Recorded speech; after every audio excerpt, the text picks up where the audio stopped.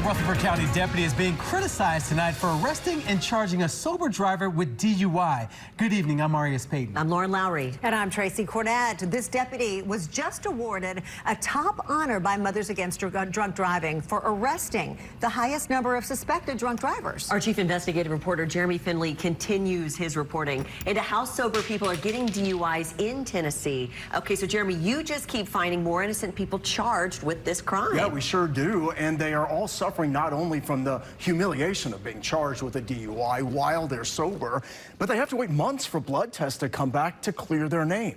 In our investigations, we've been looking closely at the body cameras of these arrests and found troubling similarities. There's a joke around the pool halls in Rutherford County about what David Dutton doesn't shoot.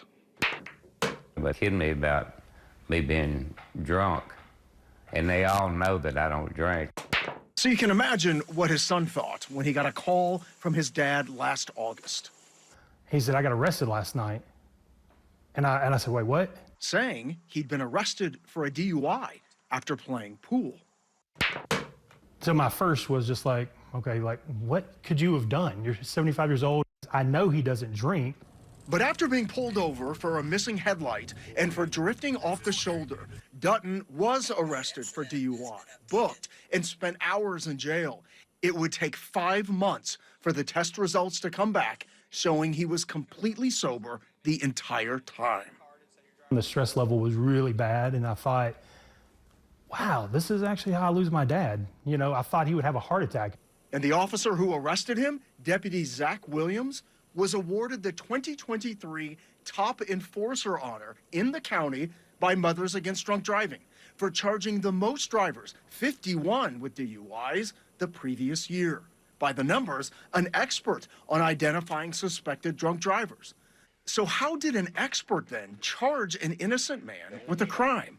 And why are we finding case after case of it happening to other sober drivers throughout Middle Tennessee? Well, body camera footage reviewed by WSMV4 Investigates shows a common theme that could explain why it's happening. Take a look. Not only did Dutton offer up his debit card instead of his ID when officers approached, he repeatedly stumbles during the field sobriety test. I just not balanced. Gotcha. But Dutton also acknowledges his medical problems. He's diabetic, hadn't taken his insulin that night, and suffers from a slipped disc. So you've been dealing with a disc for 45 years? Oh, yeah. Even though the deputy notes, Dutton says he does not have any other physical restrictions, Dutton's son says his 75-year-old father forgot to mention one major issue. My dad has had vertigo for 10 years. Here's why that's important.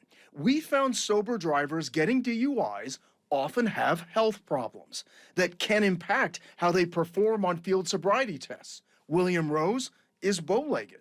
Bill Shank and Katie Slayton have ADHD, which makes it harder to pay attention to instructions. But there's also this. Before Dutton was even given a field sobriety test, listen to what officers say about people who shoot pool. Never known a sober person shoot much pool. Oh, I know. If you show up on a crime scene looking for someone to arrest, you will find someone to arrest. Murfreesboro attorney Scott Kimberly did not represent Dutton, but estimates he's had 10 to 15 sober clients arrested for DUI and believes too often officers feel they must make an arrest, even if a driver acknowledges health problems. Increase training to help explain to officers what non-substance abuse, non-alcohol, non-drug explanations could exist for what may otherwise look like criminal conduct. We wanted to talk to Rutherford County Sheriff's Office and especially Deputy Zach Williams, but their spokeswoman denied that request. Writing in part, we understand that in some rare cases, blood tests return indicating no drugs or alcohol. In those cases, the charges are dismissed. But that does not mean that probable cause did not exist at the time of the arrest. Probable cause that made this pool shark sink to a new level of humiliation.